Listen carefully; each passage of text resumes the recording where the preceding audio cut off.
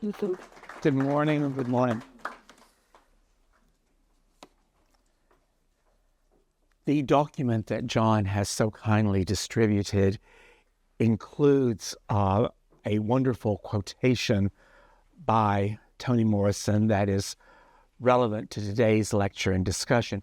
And I also included the obituary that was published upon the occasion of Morrison's death in The Guardian, which I think is a really fine publication, and the obituary is extremely literary unto itself. So I thought you might enjoy that just for your own edification.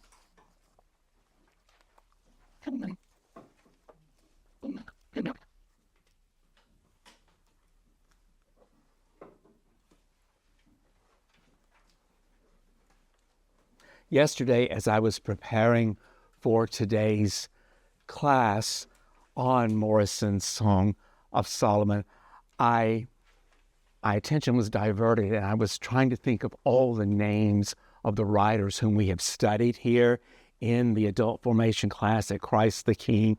And according to my calculations, Toni Morrison is the 19th one that we have studied as a literary theologian.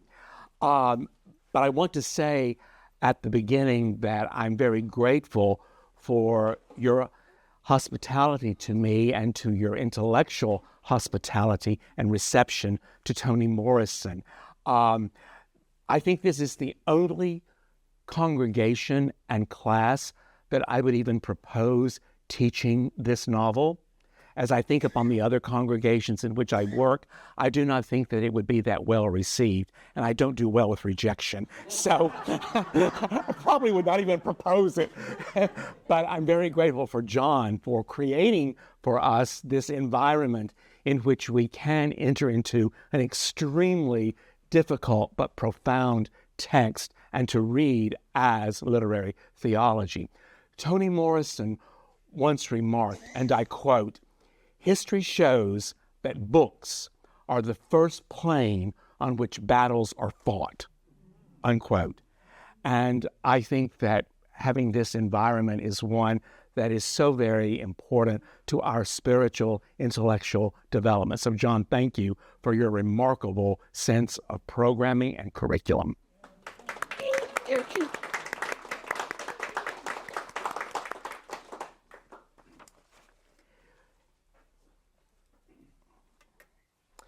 In 1842, Charles Dickens, at the time one of the greatest authors writing in the English language, took a steamboat trip across Lake Erie. He was most excited to see Niagara Falls. And while waiting for the boat in Sandusky, Ohio, he lamented that he wanted to be getting along with his trip and was apparently uninterested in passing through the next town of Ohio, Vermilion, or seeing that small curve of land that would one day be Toni Morrison's birthplace, Lorain, Ohio. Dickinson concluded, as he is waiting for the boat, that of the Ohioans that he observed, he remarked, their demeanor in these country parts is invariably morose, sullen, clownish, and repulsive. I should think there is not on the face of the earth a people so destitute of humor, vivacity, or the capacity of enjoyment. It is most remarkable. I am quite serious when I say that I have not heard a hearty laugh these 6 weeks except my own, nor have I seen a merry face on any shoulders but a black man's. We wonder who this merry black man is and why he is so remarkably different from the other Ohioans that came in Dickens' gaze.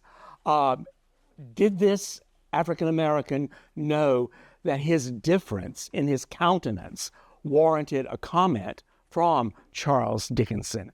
Another question that announces itself, could this African-American read? Because at the time of Dickens' visit in Ohio. 19 years before the Civil War commences, there were laws that prohibited the enslaved African Americans from being taught to read or to write. But this is another question.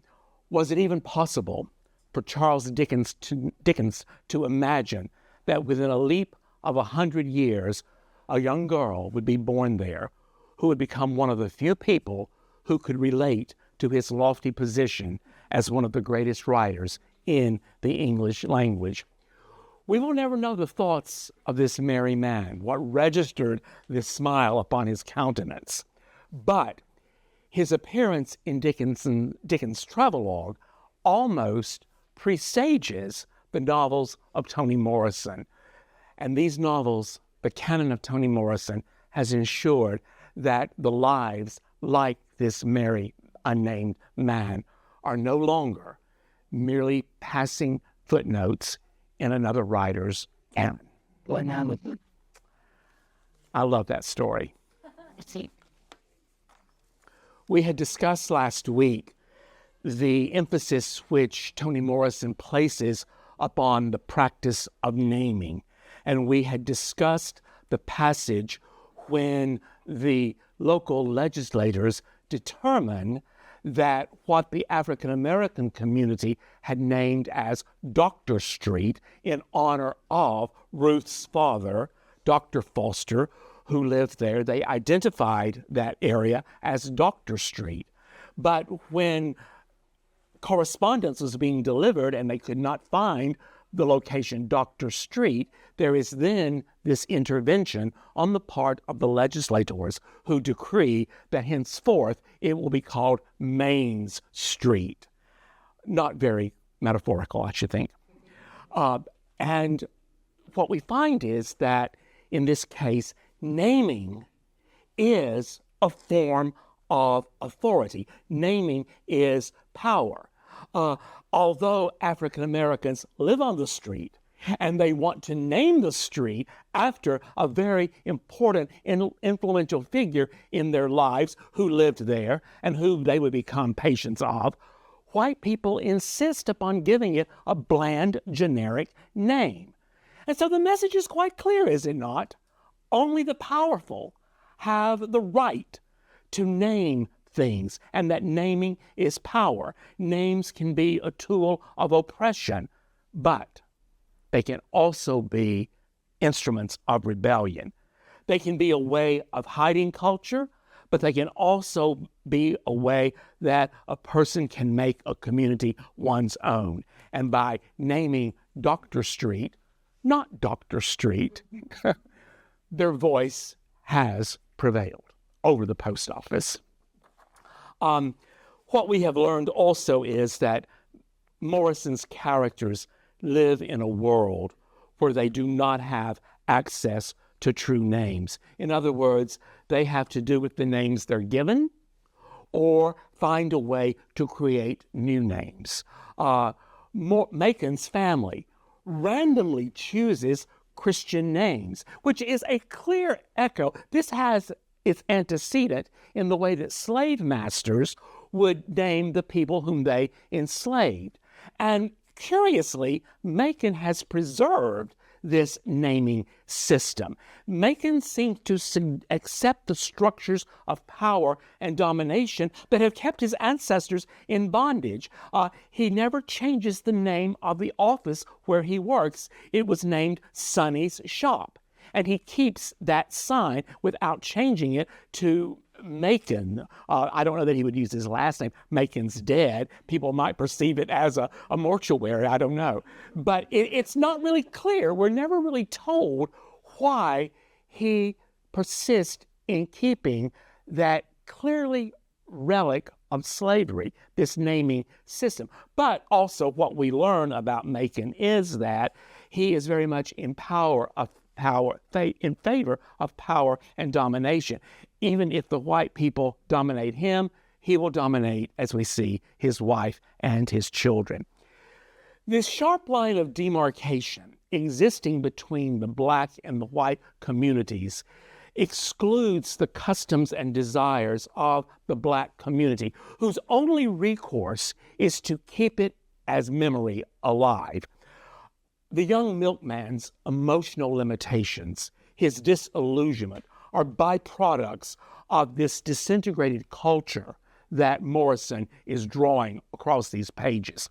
Morrison further depicts the dwindling of Black cultural traditions through the use of biblical names, which function as metaphorical representations of the Black man's precarious and diffusive culture. The title of the novel, Song of Solomon, the Song of Songs, which consists of 5 very beautiful and erotic poems describing the divine's relationship to humanity. But what we do not have at all represented in this novel is the element of the erotic at all. There is that one scene where Milkman and Sweet are bathing, but what we have to remember is her body has become her commodity. But the profound absence of the erotic, or what we think of as genuine romantic love, is absent throughout the pages of the work. And by using these biblical names, the title of the book, and giving the female characters biblical names, at first, this might encourage us as readers to assume a posture that we're going to be reading a retelling of the biblical story, or perhaps we're entering into an allegory. But in our efforts to analyze Pilate's, Magdalene, called Lena, Corinthians, Reba, originally named Rebecca, Ruth, and Hagar's biblical namesakes, what we find is that there is a much deeper level of irony in their meanings. Morrison makes Hagar's Pilate's granddaughter. And the relationship between Hagar and the biblical figure of Pilate, we cannot draw correlations, can we? At all. Hagar, Pilate's granddaughter, Hagar is the slave girl of Sarah, given to Abraham. She is the mother of Ishmael, Abraham's son, conceived before Sarah is able to conceive children. It's a curious parallel, Hagar, Pilate. Morrison's characterization of Ruth is even more strikingly different, is it not, from her biblical namesake than Hagar's. The biblical Ruth, the Moabite, the woman who marries Boaz, becomes the mother of Obed. Obed is the father of Jesse, who is the father of David, the father of the wealthy and wise Solomon. In Morrison's novel, Solomon is the grandfather of Ruth's husband, Macon Dead Sr. Consequently, by rearranging the biblical genealogy, what is Morrison suggesting to us? Remember, that was the homework I gave you for today. By this rearranging of the biblical genealogy, what is Morrison suggesting about those individuals upon whom these names are imposed in a very random way?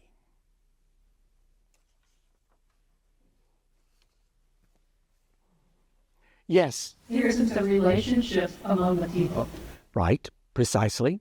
It suggests, does it not, that the African American characters here, their ancestors were uprooted from their native land. And as a result of that dissolution, they have become hybrids, have they not? Their identity is a result of their becoming cultural hybrids. You know, their lives have been governed by chance. Their lives have been governed by their being denied literacy. Young Milkman is such a character. He is born into a comfortable home in Michigan. He has assimilated the bourgeois values of an urban environment. Like his parents, he has little knowledge of his ancestral background, and it's without this knowledge, he has no conception of whom he is, and when we meet him, he is wandering in an uncertain world, a world that fosters irresponsibility and low esteem. This is the consequence of the naming being in the power of those who write the master narrative. Questions or further observations on the effects of reordering the genealogy and not having these direct correlations to the biblical namesake? Carolyn? It says to me that time was out of joint, and so were these names and genealogies. Things were not, they were just out of joint. Yes. And Joe? Yes, exactly. And this disruption of being able to inherit the stories becoming colonized, if you will. And this is the inheritance that Milkman has been bequeathed. And at the age of 4, he no longer believes in flying because he apparently has attempted and fails. Mr. Smith, on the day of the nativity of Milkman, has attempted to fly and has not either. Flying for Toni Morrison in her canon here really becomes representative of the imagination. And the imagination of the characters whom we meet, Milkman, for example, has really been diminished because of his having assimilated in all of the bourgeois values, the watch, the $200 that he has in possession, the car that he secures. But yet, when he goes on the hunt and is left in profound solitude and in darkness, it's in that posture, it's in that moment that he really begins to, as the narrator says, the cocoon of his personality begins to open. And he realizes how very much of the ancestral heritage that he has not yet discovered. Robbie? So the destruction becomes the new order. Yes. Until we have Milkman to go on in the cocoon to agree with. Yes. And the narrator says, Robbie, at that moment of the cocoon, that it's the birth of his personality, which heretofore has been fashioned by a nickname that has been bestowed upon him by someone who is disclosing the reason why, but yet his parents remain ignorant of why he's called Milkman.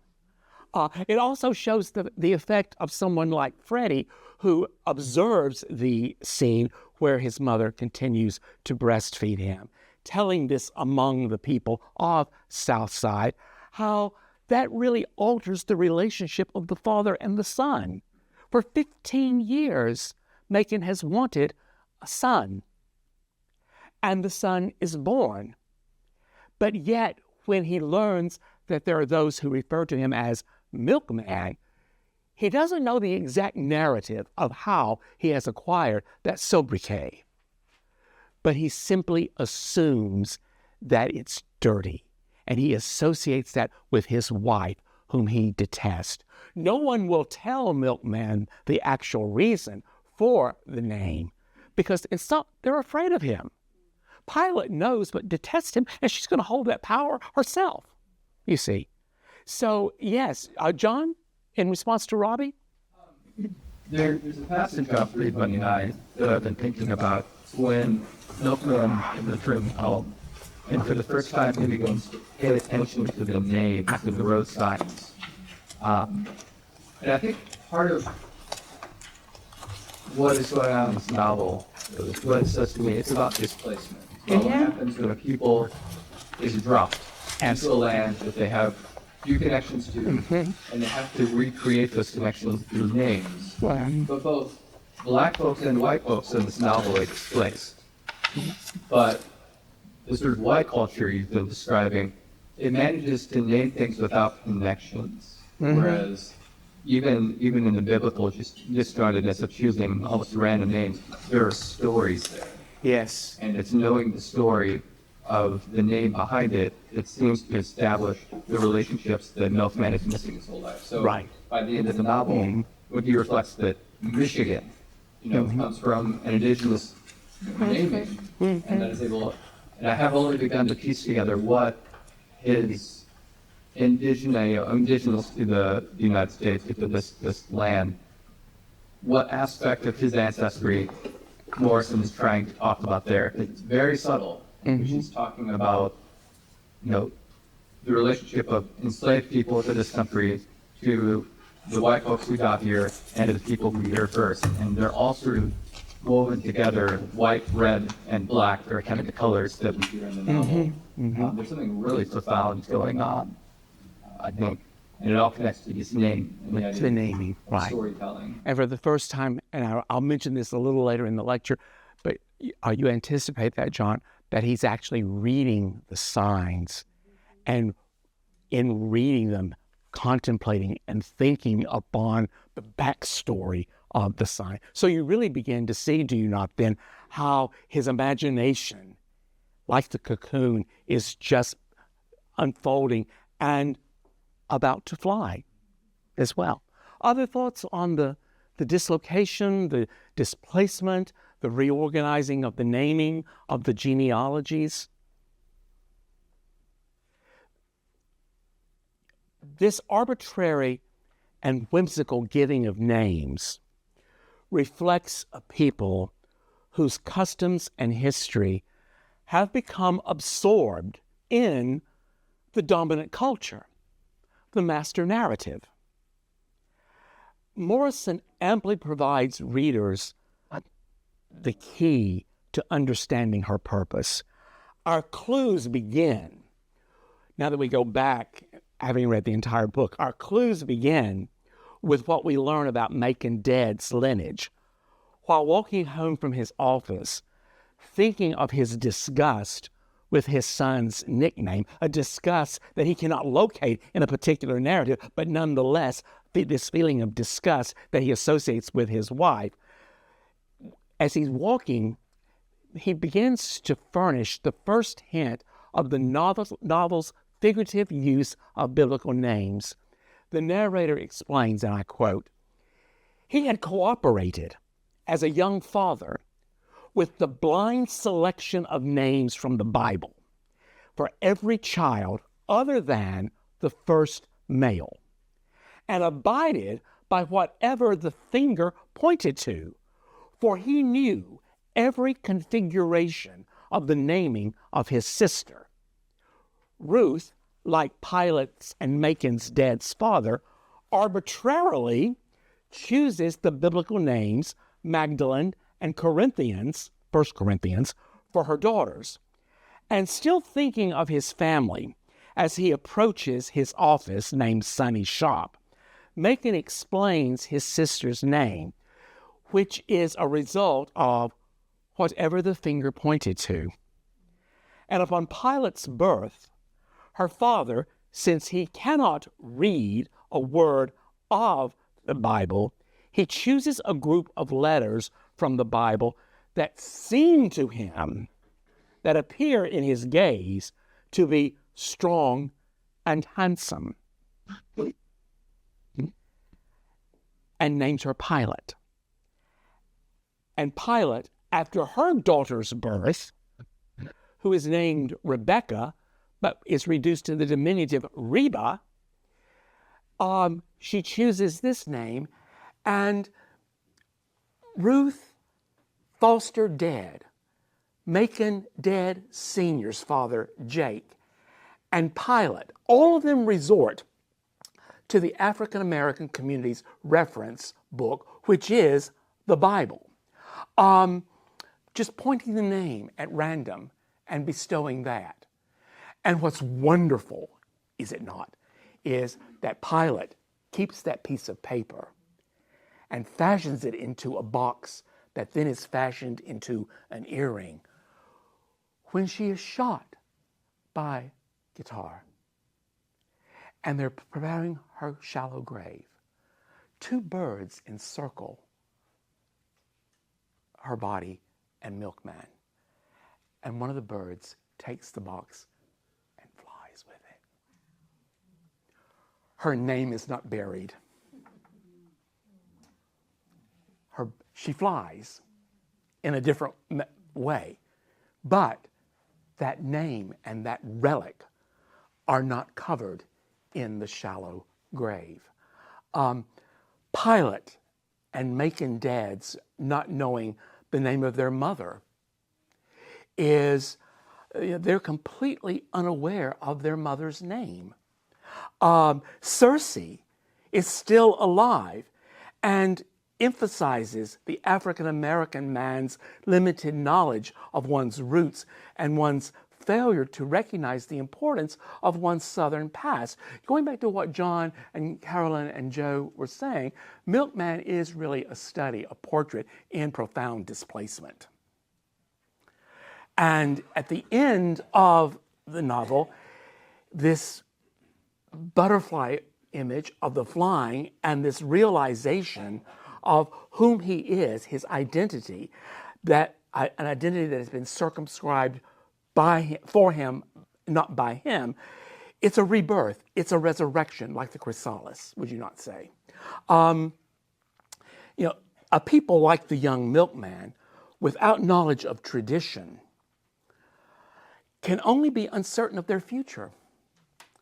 And because the Bible presents the history of a people very conscious and very proud of their lineage, Morrison's ironic use of biblical names, it strengthens further her representation, her depiction of the African Americans' emotional limitations, fostered by this lack of knowledge. If knowledge is to replace the ignorance, if the African American is to secure a sense of identity, Morrison is suggesting they must know more about and claim their cultural heritage than Macon Dad or Milkman does before his trip to Shalimar. For Milkman, this knowledge and identity come about, do they not, from the strength of his belief in Solomon's flight and through his newly acquired pride of his heritage. When Milkman begins to piece together his ancestral heritage from the meager fragments that he traces through Pilate's journey and from the story embodied, as we discussed last week, in the children's song, Milkman fulfills the promise of the epigraph of the novel by merging his imagination with his identity. His reverie on the bus as he travels back to Michigan coalesces all of the novel's thematic concerns. He uses his imaginative powers. He recounts the story of the African American man's history reflected in the names that are peculiar to the African American community. The narrator says, he closed his eyes and thought of the black men in Shalimar, Roanoke, Petersburg, Newport News, Danville, in the blood bank, on Darling Street, in the pool halls, the barber shops, their names they got from yearnings, gestures, flaws, events, mistakes, weaknesses, names that bore witness. Macon Dead, Sing Bird, Crowell Bird, Pilate, Reba, Hagar, Magdalene, 1 Corinthians, Milkman, Guitar, Railroad Tommy, Hospital Tommy, Empire State, Small Boy, Sweet, Circe, Moon, Nero, Humpty Dumpty, Blue Boy, Scandinavia, Quack Quack, Jericho, Spoonbread, Iceman, Doughbelly, Rocky River, Gray Eye, Cock-a-doodle-doo, Cool Breeze, Muddy Waters, Pine Top, Jelly Roll, Fats, Lead Belly, Bo Diddley, Cat Iron, Peg Leg, Sun, Short Snuff, Smoky, Babe, Funny Papa, Buka, Pink, Bull Moose, BB, T-Bone, Black Ace, Lemon, Washboard, Gatemouth, Cleanhead, Tampa Red, Jake Boy, Shine, Stagger Lee, and Jim the Devil. That wonderful litany of names that he recites is, I think, an incredible moment in his transformation. That, he has been given a name, Milkman, and yet how he includes his name with all of this other incredible litany of names. This is such an eclectic list of names. And it finds its sources, does it not, in everything from fairy tales to folk culture to Greek mythology. The names, as we are told, come from yearnings, gestures, flaws, events, mistakes, and weaknesses. These names bear witness to a people whose chattel history forces them to assimilate the customs of the dominant culture that will write the master narrative that names the streets. This disintegration of the Black cultural traditions necessitates the Black community's creation of a new tradition, constantly in flux. And after Milkman perceives this instability and this fluidity that characterize the African American culture, his imagination sparks his recognition of a link between his life and the lives of his ancestors, as well as all African Americans.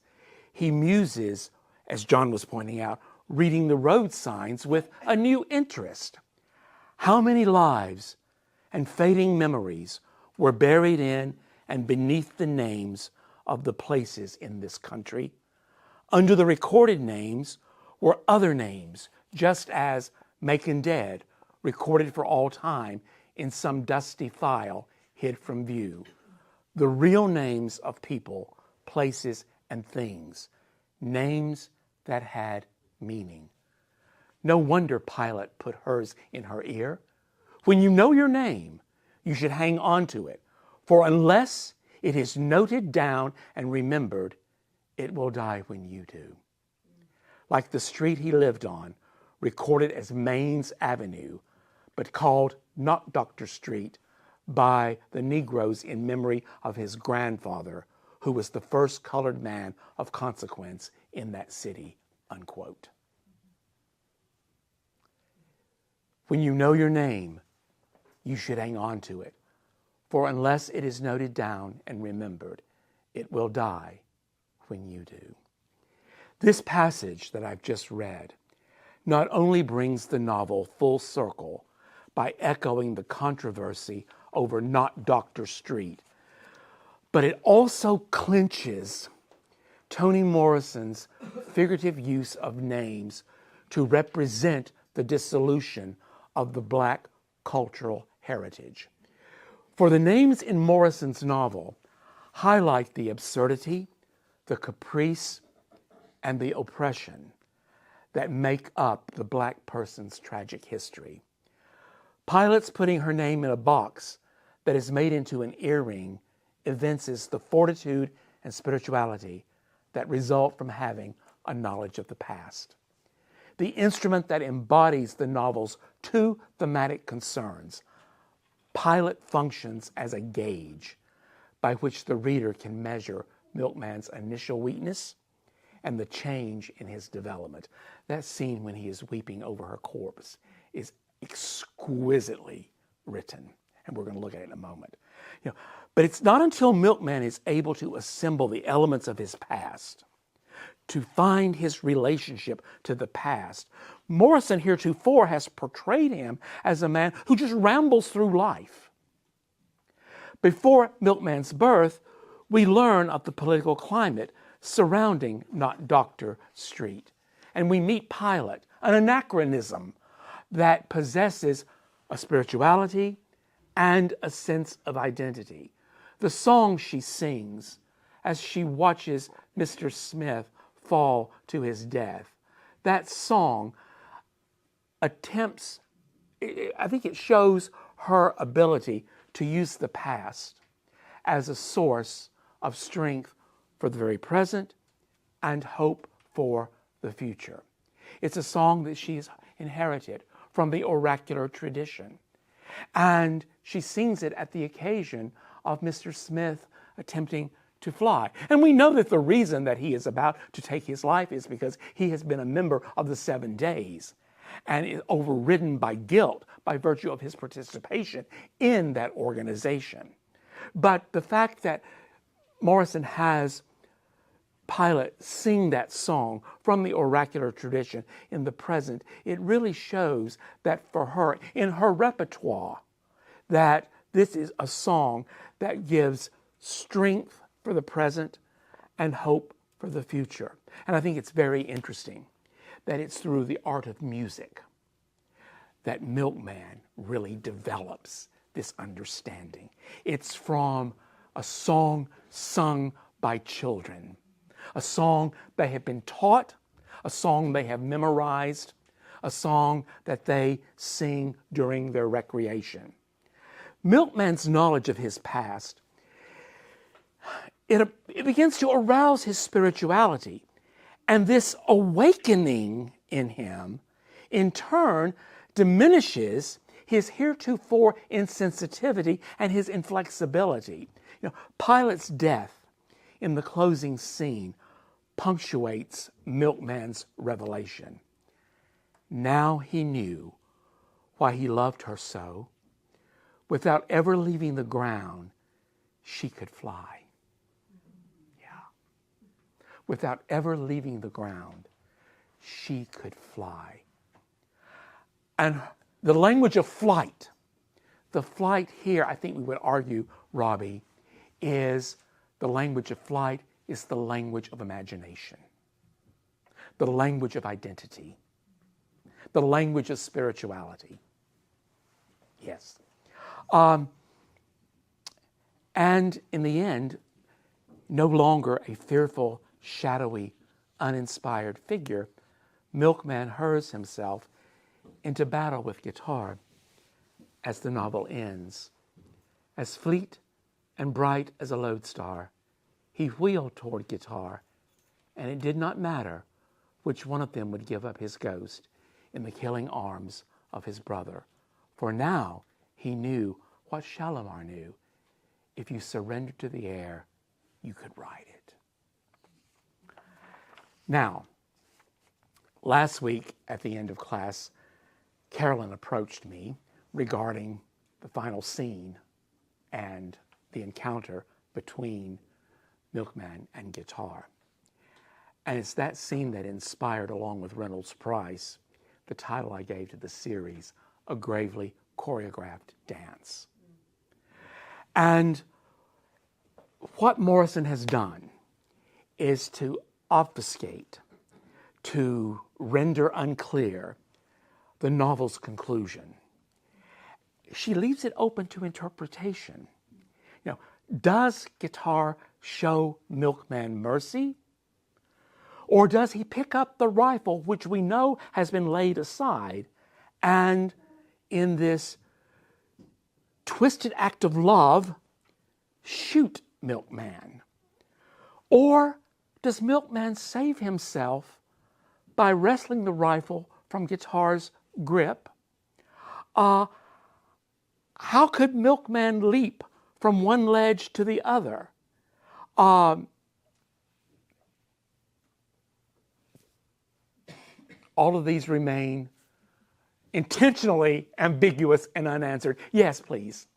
I have the role of shoes with Milkman and his obsession with his father's shoes and repairing them.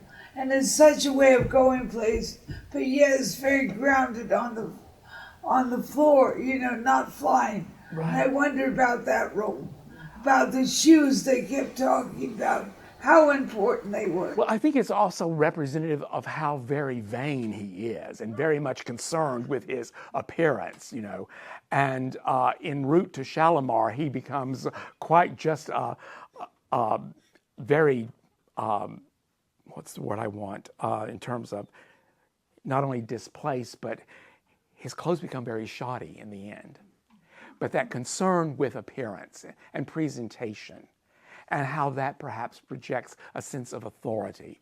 And really, figuratively speaking, he becomes stripped of all of that, certainly.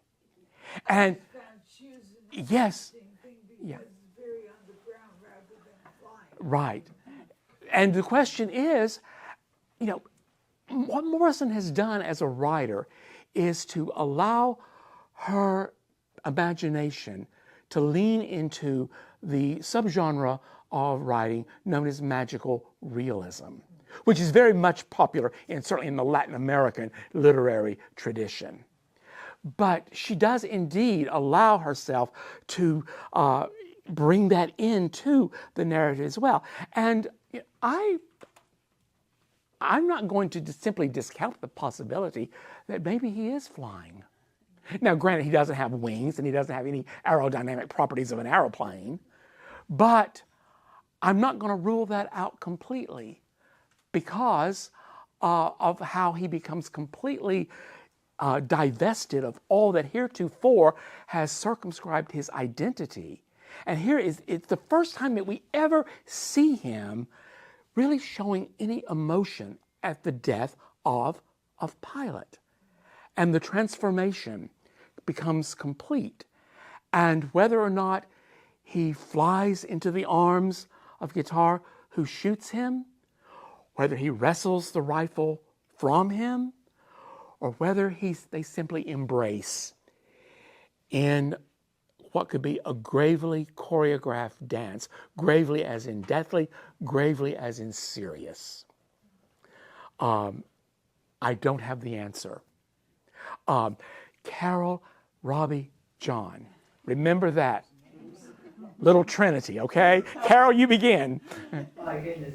I just kind of go with your magical realism ending rather than the Guitar mercy ending. Because I don't see anything in the novel that shows Guitar having mercy. I mean, he seems like he's a vengeful guy. He calls it love.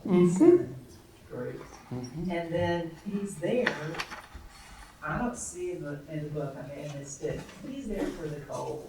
Yes. I don't see that he's there for any kind of reconciliation or understanding of himself or his culture. And Macon, I mean, Milkman has made this whole transformation during that process. But the one person he really can help pilot, P-I-L-O-T, him through to the next, is now dead. Yes. So how is he going to go? He wants to go back to these people, but she's not there. It would be, his parents and sisters who are pretty dug in, So I do like magical realism. I mean, it's a total leap, but that's what they're doing, right? Well, it does require us, Carol, to suspend a tenacious hold on uncompromising logic. Which is hard, exactly. But, one of the questions that critics have introduced in trying to solve the ambiguous ending is that he becomes heroic. And to give himself to death seems to contradict the status of his becoming heroic. I take issue with that because I think the moment of heroism has already been achieved by virtue of his persisting in the quest and accepting what he has discovered as the truth. I don't see his leaping into the arms of Guitar whereby he might be shot as really a compromise of his heroic status. Robbie, and then John. I'm kind of 5 steps back from Carol, but I was thinking about what you had just said, about names have been co-opted, stories have been co-opted, and I think places, that's something John was alluding to, have been co-opted, but music has not. No. It's the music and the dance. Yes. And so those things remain out of the mouths of children. Mm-hmm. And if you take that, it's the Song of Solomon. Yes. You know, so there's all these echoes of that biblical song, and that you were saying it earlier, spirituality, imagination, and song.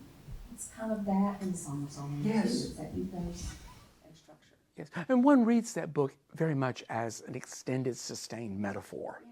Exactly. Yeah. Good. John, in response to Robbie or Carol? One note in response to Robbie, as you pointed out at the beginning, Victor, Song of Solomon, it's an erotic book. You know, Yes. It can be allegorized or not, it can be read profitably. But I wonder if the eros in this novel is not between people, but of a people for home, for a longing. Yes. So that Solomon represents, the song, this longing to fly back to Africa, but of course it's not. You can't do that. It's the longing for the new Africa. I hadn't thought about the title of the book. I was wondering if you could comment on, this is an underlying theme, and I think it's, Morrison skillfully weaves political threads through this without sort of satisfying us, but what do you think she's saying about black violence? Because part of the undercurrent in the Seven, in allusions both to Martin Luther King Jr., but also to the man who calls himself X, the question is raised and never really dealt with, because it's not that kind of novel, about the desire for guitar, for some kind of justice. And it seems significant to me, and I don't know yet why, that the guy in the novel who seems to be the most righteous in some ways, he's thought things out, guitar, of how this calculus is going to affect the community. He's doing kind of a racial essentialism thing. The fact that he and Milkman end up coming to blows, in a conflict that has nothing to do with the mission of the Seven. I don't know if you or anyone else has any thoughts on what Morrison herself is trying to say about the way that the violence played a role in the 50s and 60s and 70s, as opposed to, or in conversation with, the nonviolent civil rights movement. Well, I would argue, John, that in the name of the realism of community and population, that Morrison does not give favor or romanticize one over the other. We certainly see among the unnamed white characters, not a single one throughout the entire novel, Andy has a name. But we see within that unnamed population how there are these acts that are done to repress, to deny, to reduce at very best to a passing footnote, which is a form of violence, certainly.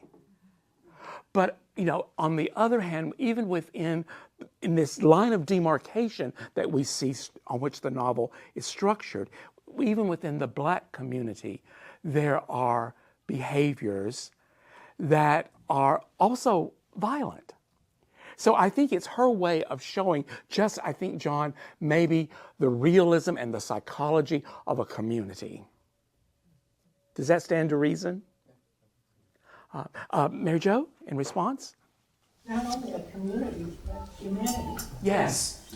We listened, some of us were at Father Dexter's Mass today that he officiated in, and it's loved by our enemies. Yes. And he shared his experience where he was at a stop sign, somebody went around him, he got mad, and he really tooted the horn, and then somebody followed him. It was very, it's real. This is what happens to us. So I think of, in fact, throughout this, I'm thinking about what is happening today. Yes. And how all people just trying to wrestle with all of this. So it's timely. Yes. Yes, Doctor. I apologize. I don't know if I can get into the core of what's really going on. I listened mostly, but one thought persists in my mind. Why is a black female author writing this with all the male characters? Is she saying something different than she could say as, female characters? I'll tell you Morrison's answer. She was once asked, why this novel is populated primarily by male characters. Her response is, they've got a lot to learn.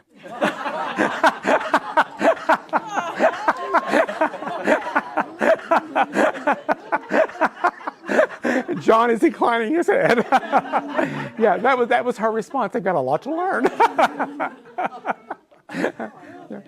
But it is Milkman's learning. We could read this novel as a Bildungsroman, a novel of education. We meet him at the moment of his nativity. We see him up until what could be his demise, but it really becomes the education of a young person, which is what the Bildungsroman is. And it's an education in history. It's an education in tradition. It's an education in becoming, identity. All of that characterizes. Yeah. Let's see. Maureen, and then Mary Jo, and then Carol. Two things. Was she ever asked about the ending? Oh, yes. Yes. And her response is, as a writer, and what she says is, I create a story.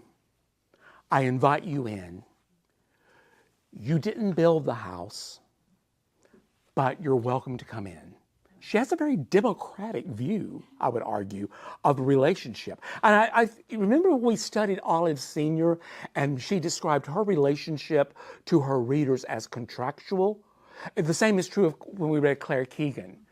The writer tells the story, gives it to the reader, gives it to community, and then withdraws and doesn't dictate what the meaning is. When O'Connor was once asked, well, what is the meaning of the story? Her retort was, if I knew the meaning, I wouldn't have written the story.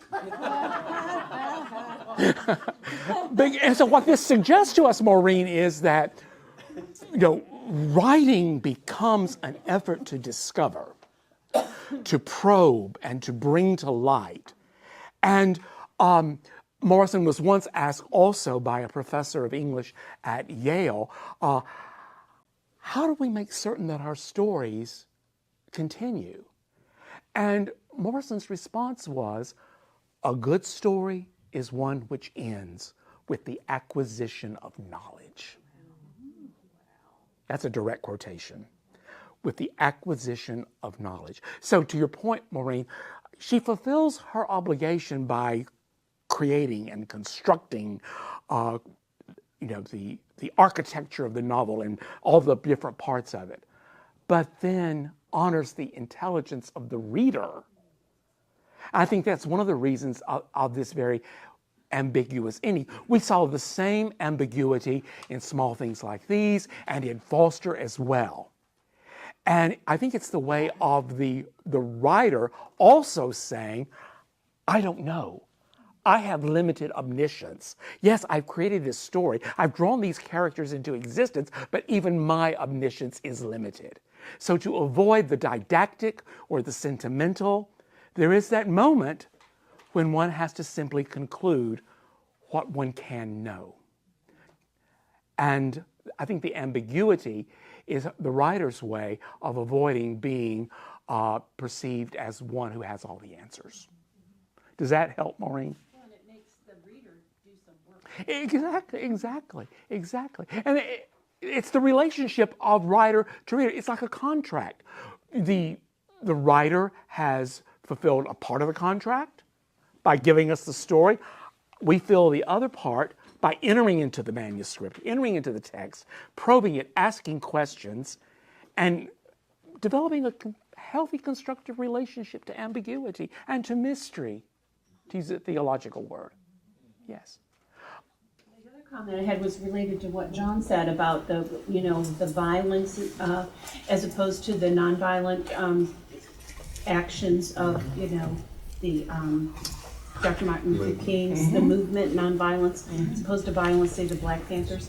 But it reminded me of the scene where he goes into the barber shop and they're listening to the radio about Emmett Till's murder, and the differences of opinion in that community right there. You know, some of them were like, oh, well, why did he do that? Why did he say that? And there was a lot of difference. It's not like the Black community is a one essence of, you know, and everybody thinks the same, does the same. Yeah. It's like we all are, you know, nobody has the same opinion.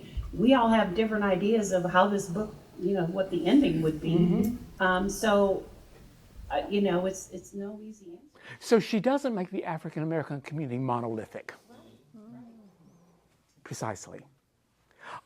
And whereas guitar does indeed practice violent acts, I think what Morrison has done is to show violence multifariously, multivalently.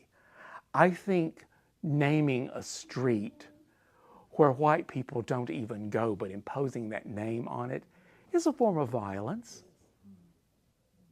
So showing it multivalently, giving someone a name by some random whimsical act of pointing to it, or by using a practice of naming that is a relic of the past, keeping that practice alive, that is a form of violence. Exactly. So by showing us just how multivalent it is, she's also showing us just how very complex and complicated it is to be a participant in this drama of existence that we call the human condition. Let's see, there was Carol, and then Judson, and then Mary Jo. Okay. You're right, you're at a diagonal, so that's wonderful. Carol? We had a teacher of philosophy who said, this is his theme, it's better to undergo an evil than to do one. That's a famous quotation, and he didn't get to say it. But it's like we have a war going on in Ukraine, for example. What if the people said, all right, we're not going to fight, you come in and take over us? What if the taker over is like Stalin or Hitler, but you could give a Ukrainian rice cake to a soldier from Russia and say, here, you know, we hope you enjoy this. You know, I mean, is this Pollyanna, or can Father John Deere's approach that, you know, you can never do a violent act? Right. Yeah. I don't know the answer, but I agree with the analogy. Judson? Well, so the novel begins with the possibility of flight. Mm-hmm. And it ends with the possibility of flight. And one suspects at the end that maybe there's a little more possibility of flight than there was at the beginning. Mm-hmm. I think what is very possible, Judson, in the end is that the imagination is indispensable to progress. And you go from somebody named Smith, who's about to jump off the building, Smith, to milkman and guitar. Yes. That resonates a little more for me. Yes. And we're left in flight as readers, are we not, Judson? The moment that milkman leaps, you know, that's when our imagination has to also leap, but we never see him touch the ground. The novel ends in flight, which I think is a masterful, just a tour de force. Does that support what you were thinking, Judson? Yeah, with the possibility of flight. And perhaps that is Morrison's another intention there, to emphasize possibility, to take us into the subjunctive mood, the if, the perhaps, the possibility, condition contrary to fact. In English, we do not conjugate in the subjunctive.